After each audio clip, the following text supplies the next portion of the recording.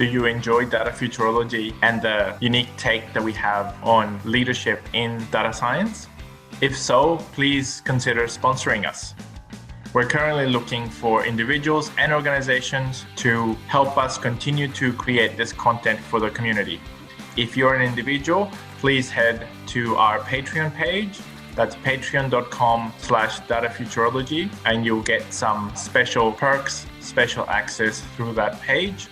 If you're an organization and you would like to get involved and help data futurology, please get in touch with me, either through LinkedIn, through the website, or via email. We'd love to hear from you so we can continue this mission of helping people become better leaders in the data science space. Thanks for your support. If you want to get more value from your data analytics investment, I highly recommend you speak with Rubix. That's Rubix with an X at the end. I've done a lot of work with them. They're excellent at what they do, and they're a lot of fun to work with as well. Rubix are a fully Australian-owned data analytics technology services company. They work with top ASX-listed companies. They are dedicated to being Australia's leading data company. That's all they do. They love doing it. The experts at Rubix apply their extensive data capability and rapid analytics framework to help you get the value you need from your data within a couple of weeks. After that, the sky's the limit. I've been impressed at how fast they are at delivery. Unlike other consulting companies, Rubix is a true partner. They are data specialists. They always send in their A-team, or as they like to call it, the data Avengers. For data strategy all the way through to delivery, give them a call, ask for Dylan. You'll have a fantastic conversation. You'll walk away smarter and have had a few laughs as well. And also check out the website, rubix.com.au. And for the contact form, go to rubix.com.au/contact. Hi, this is Felipe Flores. Today I'm speaking with Jeanne Holm. She's the Chief Data Officer for the City of Los Angeles. Jeanne, thank you so much for making the time. How are you doing? I'm doing okay, Felipe. How are you today? Yeah, doing very well. I'm very excited to be speaking with you. At the beginning, I wanted to ask you about how you came into the world of data, how you got started. I saw you from your background that you started as a paralegal, and then went on to work in NASA, in data.gov, in Walt Disney, and obviously UCLA, and now at the City of Los Angeles as Chief Data Officer. How was that journey for you? It's been a good journey. I think it's interesting. The thing that connects all of these different disparate pieces is wanting to tell stories that help people create better actions. Mm-hmm. And so I actually started as a writer when I was at NASA, and then moved into technology with the advent of the internet. That tells you a little bit how old I am. And so I spent 32 years at NASA, helping to build collaborative systems and really focusing on trying to get better information about the space agency and our exploration out to people. Did a lot of work on social media and collaboration systems and the NASA.gov website. And then I moved on to be with the White House under the Obama administration as the evangelist for open data with data.gov and a variety of other open data initiatives. I spent a few years working with the World Bank in Central Africa and India and Russia, helping to open up data and create training programs for young people around data and new technologies. Wow. I've been teaching at UCLA for about 20 years, in data science and computer science, but then also non-traditional classes to non-traditional students in our inner city programs. And then I am 4 years now at the City of Los Angeles. It's my hometown, so I'm really glad to be working for nice. I'm glad to be working for an amazing mayor. Oh, that's incredible.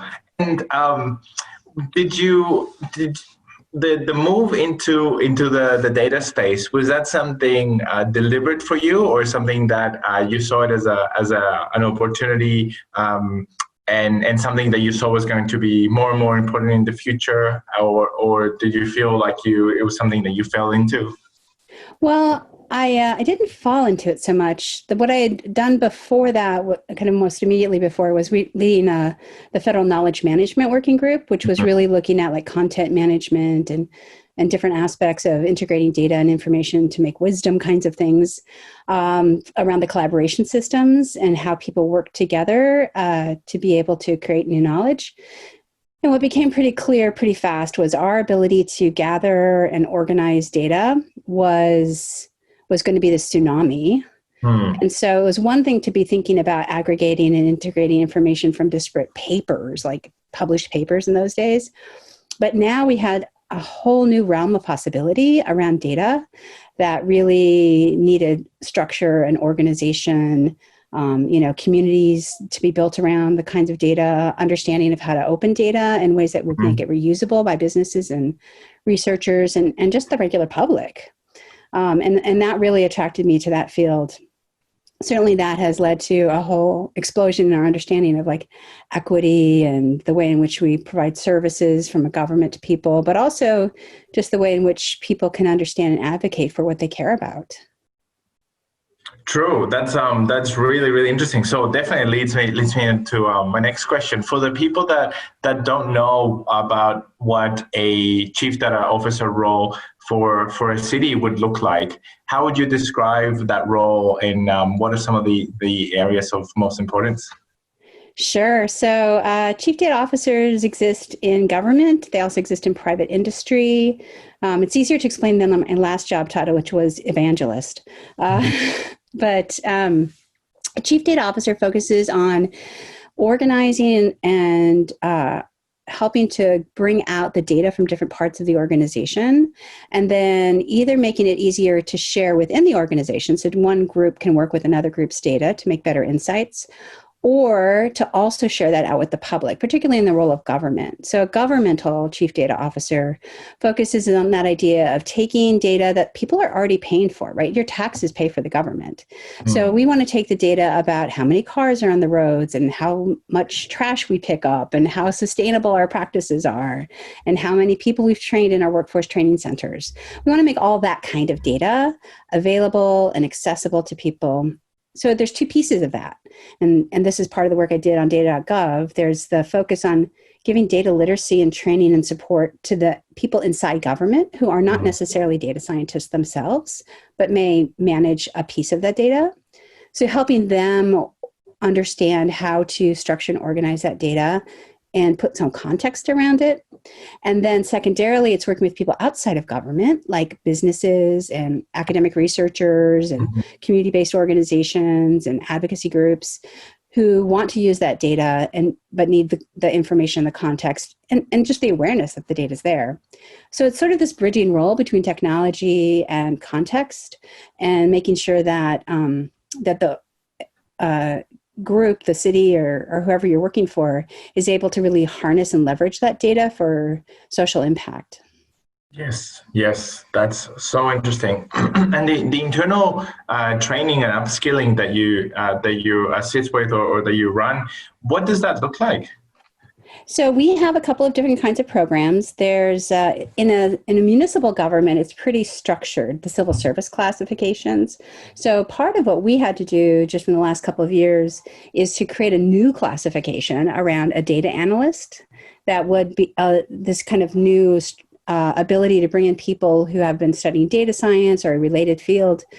Not necessarily even a technical field, right? People can come from lots of backgrounds and be able to bring those folks in to be able to do the data analysis and help us to get insights and structure the data.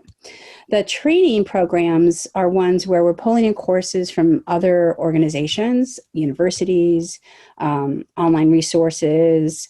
We have a bunch that we work with at the city, like lynda.com, and structure those in a way that helps people build on each piece of knowledge. Most people in a job don't have, 8 weeks or 6 months to train into a new technology, but they might have 2 to 4 hours a month, maybe. And so we've tried to make them digestible bits of time where people can just start to skill up.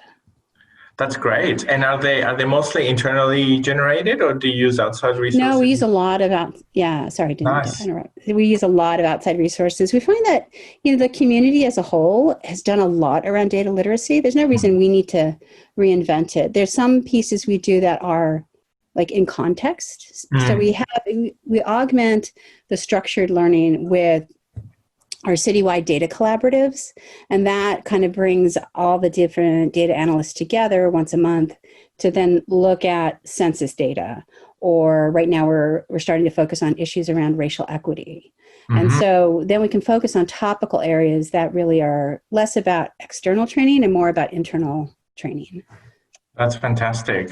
Oh, super, super amazing initiatives, and really well done. And I find that definitely providing the context for people while they're learning, it definitely helps them skill up quickly. So that sounds really great. I have to ask you this question, which is around how do you pick what to focus on? And obviously, it's a question that it's definitely a problem for organizations and for data teams within organizations, because in those situations, it feels like, the world is your oyster. But when you think about a city and all the data that you can get and acquire through partners and all the impact that you can have for the people that live in the city, it feels like the world of possibilities is even greater. How do you decide where to focus on, what to chase, and what will come next? That is a great question, Felipe. So there are things that we strategically decide to do, right? So this is kind of going into this idea of reactive versus proactive.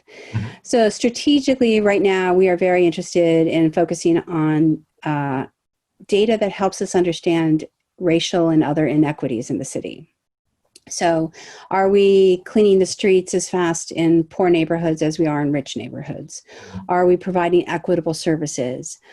We've been doing a lot during COVID. We've been doing a ton of social programs that we don't normally do. We're in the midst this week of giving away $103 million in rent subsidies across the city of Los Angeles. And recently we had people donate money, and we gave away $37 million to the poorest Angelinos to be able to help make ends meet. And most of that money was spent on food. So these are people in pretty dire straits. So there's some pieces that we're really focused on strategically. There's other pieces that may be more reactive because something comes up like COVID, right? It was foreseen early, maybe in December, that something was happening. And by January, we understood there was something happening, but it wasn't like we could predict it last October. So in public health isn't an initiative at the city, it's at the county level. So it's not really even in our bailiwick.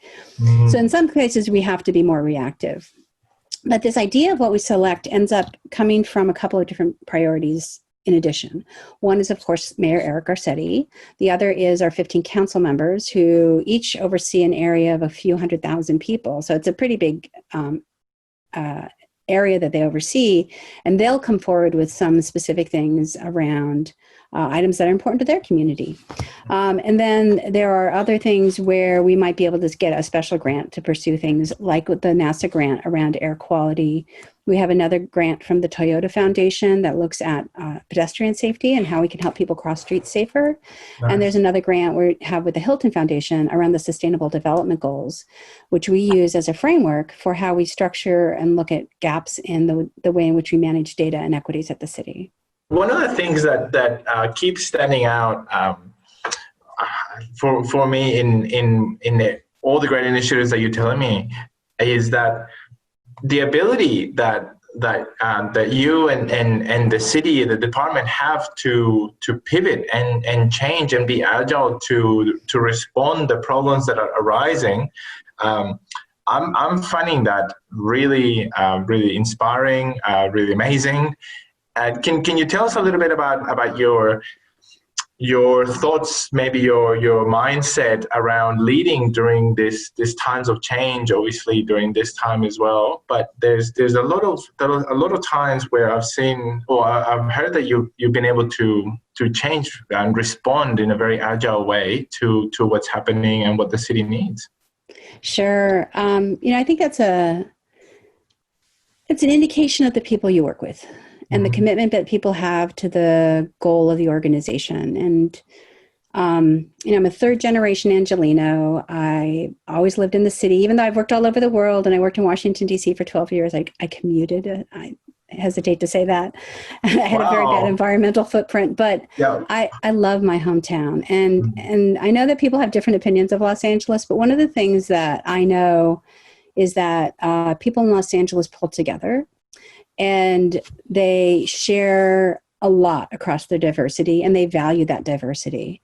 And so I really wanted to come, from the World Bank working globally to working for my hometown, because I could see the opportunity and the leadership from Mayor Garcetti, and from the city council, and the commitment that people had to making LA the best place possible. And I see that commitment every day from people who are, just started their job at the city, from people who are working in our sanitation department, from people who work at a 311 call center, from people in the mayor's office. Every person every day understands what they're doing and how it makes a difference. And they're committed to that. And so I used to run the 311 call center. And so these are folks who really take a lot of frustration from people, because people call because there's something broken that they're trying to report and get fixed. And so people may be quite angry about something that has nothing to do with the person answering the phone. And those men and women in 311, at the drop of a hat, have done 24-hour shifts, have been able to help during COVID. They have learned so much about disease spread and outbreaks so that they can be the information line for the city. And that kind of commitment means that if you set the direction, set the pace, and support people and are compassionate to their own issues as they're trying to cope with all the things happening, I think that you can build and lead an amazing team of people. And I just see that that's the possibility in most organizations, especially ones that have such a social commitment. Yes, definitely. I think that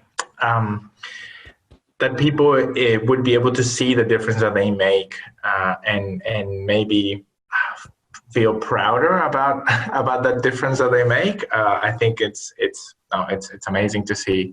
And sort of changing tack a little bit, I wanted to ask you about your team and building, obviously building teams, getting the right type of talent, managing and fostering that talent and getting the best out of teams, diverse teams as well, is always a tough problem or an area of focus for leaders, I should say.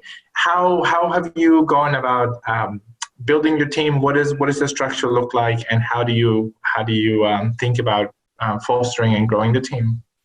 So thanks. It's a great question. And again, I people are only as strong as the people around them, and you can be a one-person show, but it doesn't get you very far.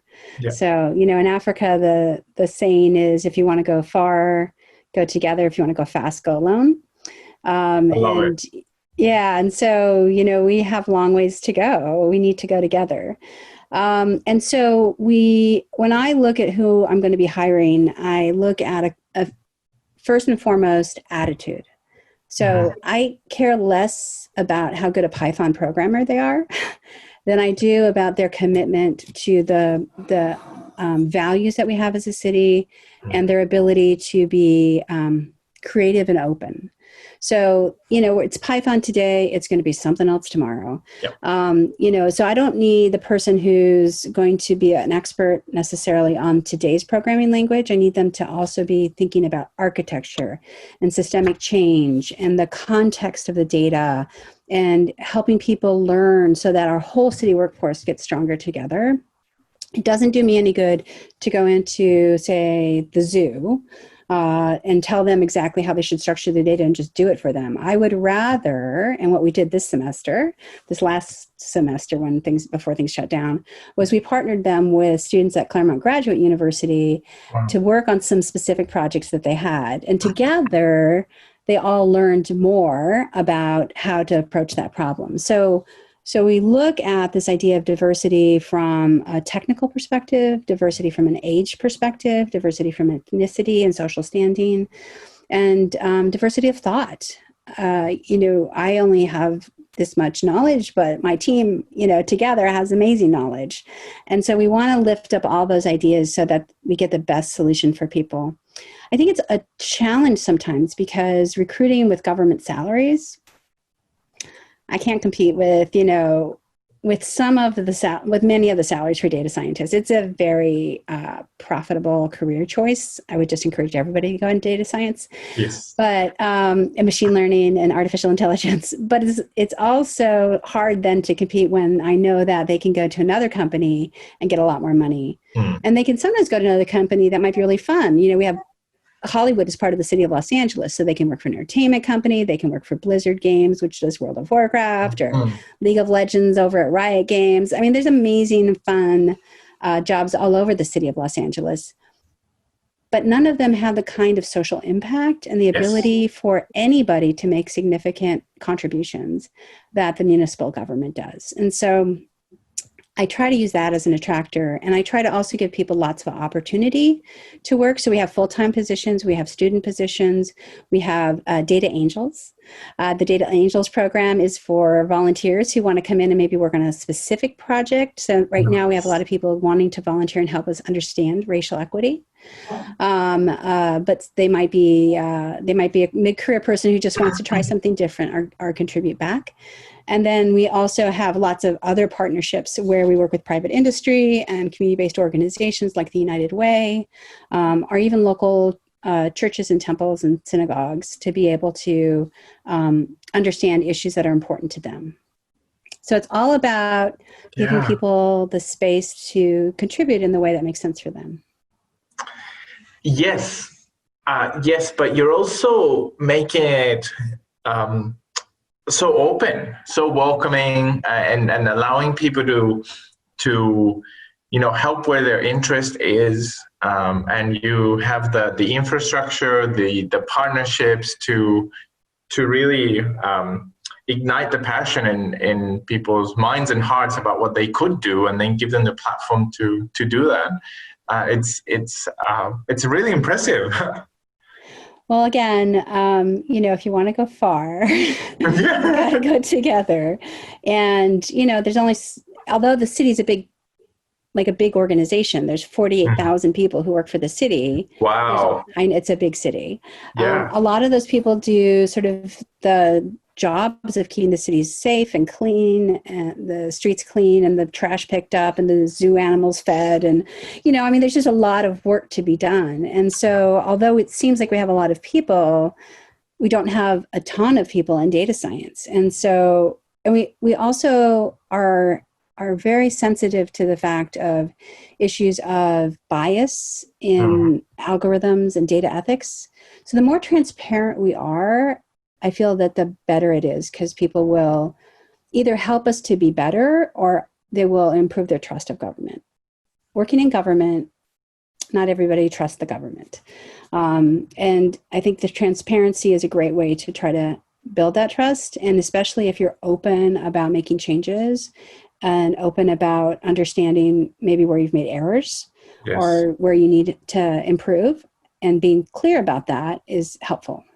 Definitely. And what are the initiatives around transparency and engagement, and to essentially to help build that trust? What are some of the initiatives around that space look like?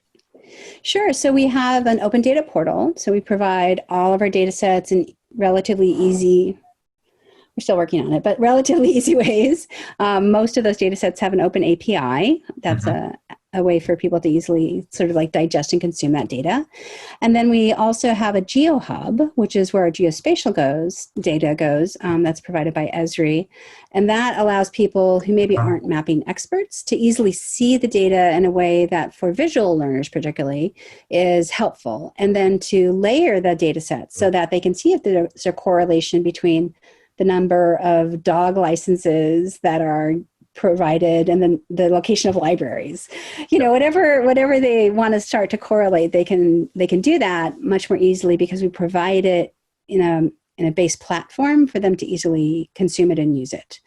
The other thing we do around transparency is that we work with there's a level of organization at the city called neighborhood councils. So we talked about the 15 council members, but below that there's 99 neighborhoods in Los Angeles. It's a lot.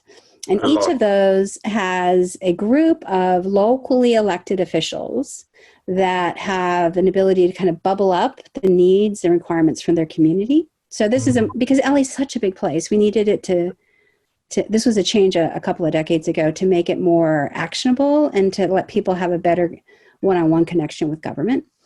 And so we work a lot with these neighborhood councils, and we do data literacy training programs with our neighborhood councils to be able to help them understand what the local information is for their community. So we give them easy way on a mobile app to be able to find demographic data, what some of the upcoming city activities are, who their local officials are, what kind of planning for street repaving is going on, all that kind of information that needs to be really actionable. Who's called in to fix that not the person, but like the fact that that pothole on that street will be fixed in the next 24 hours because somebody called it in.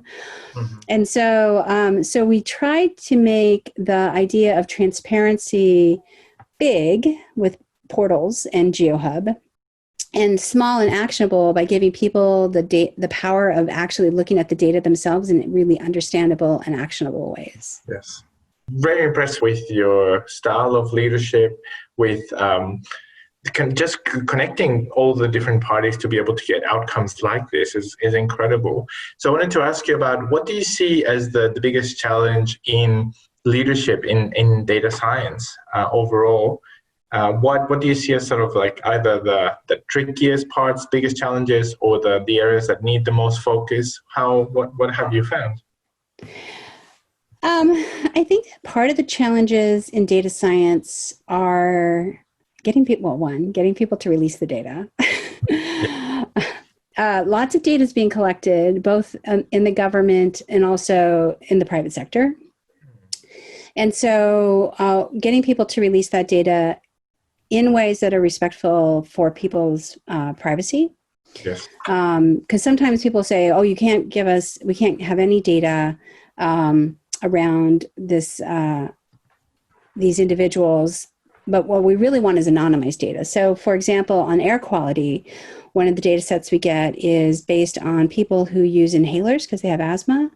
So there's a certain kind of inhaler that has a GPS device in it, and that inhaler notes every time a person uses it and where they are, so that they can work with their doctor to be able to avoid areas that trigger their asthma.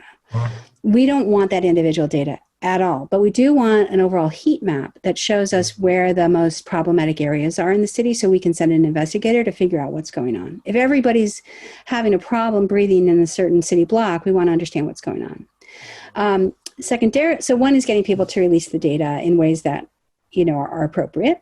The second one is this issue around data literacy. So how do we help decision makers inside the city, particularly, is my focus, be able to use that data in ways that help them create better actions? So it's one thing to know how air quality has changed or how it's changing, but it's another one to have enough context around that data to be able to make a better policy that will improve air quality in the long run in a way that doesn't completely stop manufacturing. Right. So you got always this balance between the perfect and the actual. Yeah. And I think the other real challenge is that there's this new influx of huge amounts of data, and that data is sometimes hard to manage because there's just so much of it. Yeah. And so what do you select? What do you prioritize? How do you start to put the data together in ways that start to unravel all of this?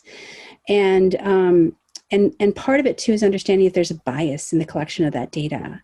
So when we talked earlier about housing affordability, right, we had to understand that there's this inherent bias in that data that's biased against people of color because of old artifacts of the way in which the financial systems and housing loans were set up.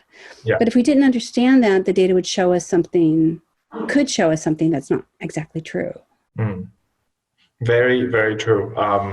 That's incredible. Making sure that you're covering all those bases. Jeanne, that is a wonderful note to end on. I want to thank you so much for your time, for sharing your journey, your perspectives, all the interesting work that you're doing. I'm so impressed. So thank you so much for taking the time to tell us about what's happening in your world. Thank you, Felipe. And I want to encourage everyone who's listening to go out there and be kind, be curious, and be brave. That brings this episode to conclusion. Thank you so much for listening. Please find us on datafuturology.com or on Facebook, Twitter, LinkedIn, or Instagram as Data Futurology. Also go to datafuturology.com/podcast to find the show notes for this and any other episodes. If you liked this episode, it would mean a lot to us if you could leave us a review wherever you listen to our podcast. I hope you enjoyed this episode and that it was helpful and valuable for you. Thanks again, and see you next time.